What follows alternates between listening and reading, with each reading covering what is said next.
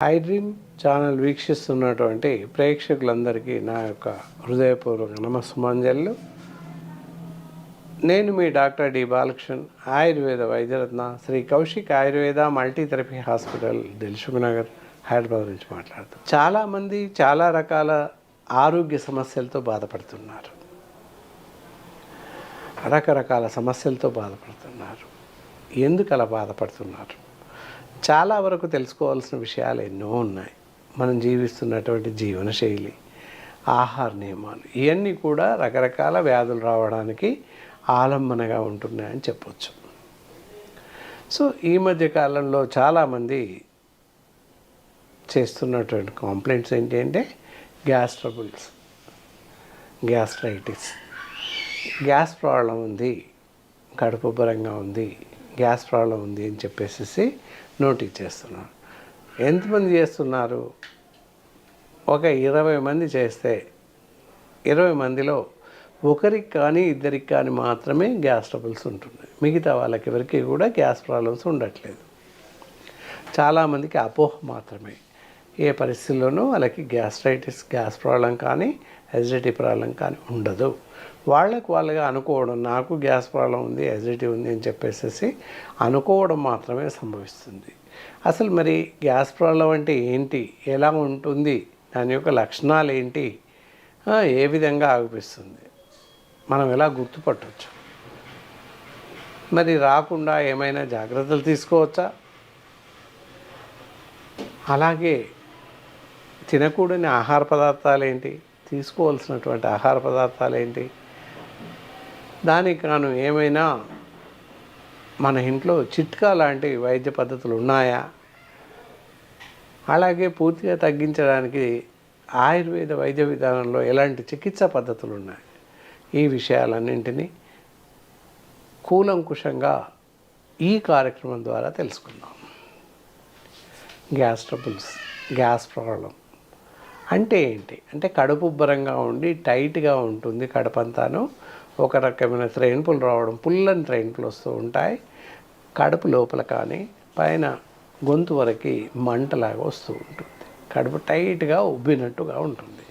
దాన్నే gas problem అని చెప్పేసి అంటారు. ఈ లక్షణాలు ఏవీ లేకున్నా అందరూ కూడా అపాన్న వాయువులు విడుదలని గ్యాస్ ప్రాబ్లంగా పరిగణించుకుని మందులు వాడుతూ ఉంటారు. దిగువ కింది ప్రాంతం ఆనెల్ నుంచి గ్యాసెస్ వెళ్ళిపోతూ ఉంటాయి. వాటిని గ్యాస్ ప్రాబ్లం ఉందని చెప్పేసి అందరూ అనుకుంటుంటారు. అది ఏమాత్రం నిజం కాదు. గ్యాస్ ప్రాబ్లం అంటే దాని యొక్క లక్షణాలు కడుపు ఉబ్బరంగా ఉండడం, టైట్గా ఉండడం, నీళ్ళు కూడా మింగకుండా ఆయాసం వచ్చినట్టు అనిపిస్తూ ఉంటుంది. అది గ్యాస్ ప్రాబ్లం యొక్క లక్షణాలు. కొన్ని సందర్భాల్లో పుల్లని త్రెయిన్పులు రావడం, అలాగే చెస్ట్ డయాఫ్రమ్ నుంచి పై గొంతు వరకు మంటలాగా అనిపించడం, ఇలాంటి లక్షణాలు గ్యాస్ ప్రాబ్లంలో ఉంటాయి. కాబట్టి ఈ లక్షణాలు ఉన్నట్లయితే గ్యాస్ ప్రాబ్లంగా పరిగణించవచ్చు. ఓకే, మరి ఇలా గ్యాస్ ప్రాబ్లమ్స్ రాకుండా మరి ఎలాంటి జాగ్రత్తలు తీసుకోవాలి? ఏ జాగ్రత్తలు తీసుకుంటే గ్యాస్ ప్రాబ్లం రాకుండా మనని మనం కాపాడుకోవచ్చు? వచ్చాక ఇబ్బంది పడే కన్నా జాగ్రత్తలు తీసుకోవడం ఎంతైనా అవసరం. దానికన్నా ఏం చేయాలి అంటే మనం ఉన్నటువంటి జీవనయాన పరిస్థితులు, జీవన శైలి, ఆహార నియమాలు, నిద్ర, ఇవన్నీ చాలా ఇంపార్టెంట్. ఇక్కడ దీనిలో గ్యాస్ ట్రబుల్కి ప్రధానంగా చూసినట్లయితే సరైన నిద్ర లేకపోవడం, సరైనటువంటి వేళాపాలన లేకుండా ఆహారం తీసుకోవడం, ఈ రెండు కూడా ప్రధాన కారణాలు అవుతున్నాయని చెప్పచ్చు. చాలామంది ఏంటంటే ఆహారం అసలే తీసుకోకపోవడం, తీసుకోక ఉంటే కూడా కడుపు టైట్గా అనిపించేసి గ్యాసెస్ రావడం, కడుపులో మంటలాగా రావడం, ఇలాంటివి సంభవిస్తూ ఉంటాయి. అలాగే అతిగా ఎక్కువగా తినడం, ఆకలి ఉన్నా లేకున్నప్పటికీ ఏదో ఒకటి 5-10 నిమిషాలు ఏదో ఒకటి తింటూ వెళ్ళడం, వీటి వల్ల కూడా గ్యాస్ ప్రాబ్లమ్స్ విరివిగా వచ్చే అవకాశం ఉంది.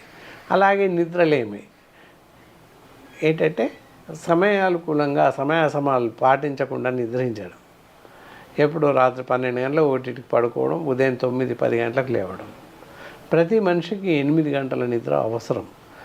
కానీ వీళ్ళు ఏం చేస్తున్నారు, 12 గంటలకు పడుకొని 8 గంటలకు లేస్తున్నారు. అంటే 8 గంటలు వచ్చింది కదా అని చెప్తున్నారు. అలా కాదు, సమయం ఉంటుంది. ప్రతిదానికి నిర్దిష్టమైనటువంటి వేళలు ఉంటాయి. భోజనం ఎప్పుడు చేయాలి, నిద్ర ఎప్పుడు పోవాలి, నిద్ర ఎప్పుడు మేలుకోవాలి, ఇవన్నీ సమయాలు ఉంటాయి. ఆ సమయానుకూలంగా మన సమయాలను పాటించినట్లయితే గ్యాస్ ట్రబుల్స్ అనేటటువంటి పరిస్థితి తలెత్తదు. ఎలా చేయాలి అని చూసినట్లయితే, భోజనం చూసినట్లయితే ఆహారం ఏ విధమైనటువంటి ఆహారం తీసుకోకూడదు ఫస్ట్ చూడాలి. డీప్ ఫ్రైస్, నూనెలో వేయించిన పదార్థాలు, అలాగే ఫాస్ట్ ఫుడ్ సెంటర్లో లభించేటటువంటి అన్ని రకాల ఆహార పదార్థాలు, noodles, all types of fried rice వగైరా వగైరా ఇవన్నీ తినకూడదు. అలాగే బేకరీలలో లభించేటటువంటి అన్ని రకాల బేకరీ ఐటమ్స్ ఇంక్లూడింగ్ శీతల పానీయాలు ఇవేవి కూడా తీసుకోకూడదు. ఏవి తీసుకున్నట్లయితే గ్యాస్ ట్రబుల్స్ ఎక్కువగా వచ్చే అవకాశం ఉంది. ఈ విధంగా అవన్నీ మానేస్తూ సాత్వికమైన ఆహారం తీసుకోవాల్సిన అవసరం ఉంటుంది.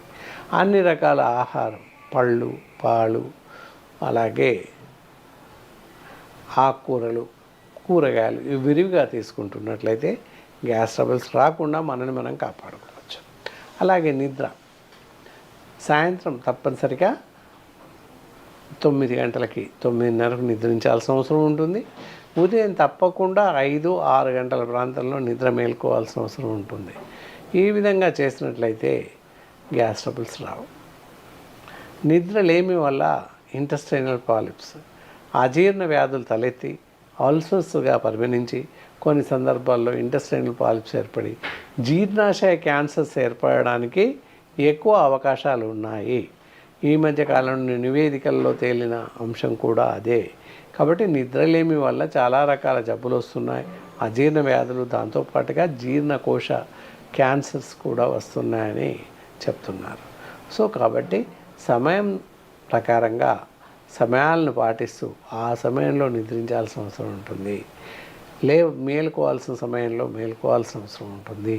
అలాగే ఆహారం కూడా ఉదయం 8 నుంచి 9 గంటలలోపు అల్పాహారం టిఫిన్ చేయండి.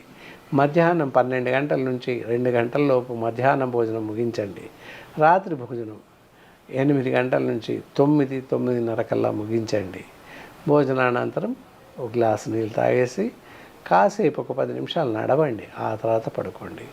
ఇలా ఈ విధంగా చేస్తూ వెళ్ళినట్లయితే గ్యాస్ ట్రబుల్స్ అనేటటువంటి పరిస్థితి మనకు తలెత్తదనే చెప్పాలి. ఈ విధమైన